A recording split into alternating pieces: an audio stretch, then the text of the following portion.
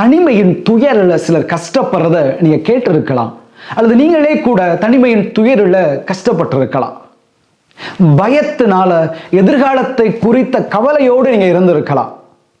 இவை அனைத்தையும் அனுபவித்தவர் ஒருவர் பின்னாளில் திருத்தந்தையாகவும் உயர்த்தப்பட்டார், இன்று புனிதராகவும் இருக்கிறார். இவர் கருணை கொலைக்கு எதிராக பேசியிருக்கிறார்.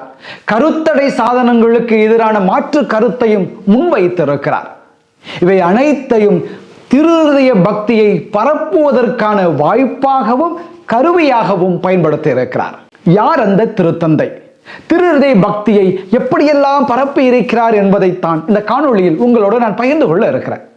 திருஹிருதய பக்தியை பரப்புகிறவருடைய பெயர்களை என் இதயத்தில் வைத்திருக்கிறேன், அது ஒருபோதும் அழியாது என்கிறார் திருஹிருதய ஆண்டவர். இந்த காணொளியை காண்கிற நீங்களும் சப்ஸ்கிரைப் செய்யறதோட லைக், கமெண்ட், ஷேர் செய்து மற்றவங்களும் திருஹிருதய பக்தியை அறிந்து கொள்ளவும் ஆசீர்வாதம் பெறவும் உதவி செய்ய உங்களை அன்போட கேட்டுக்கிறேன்.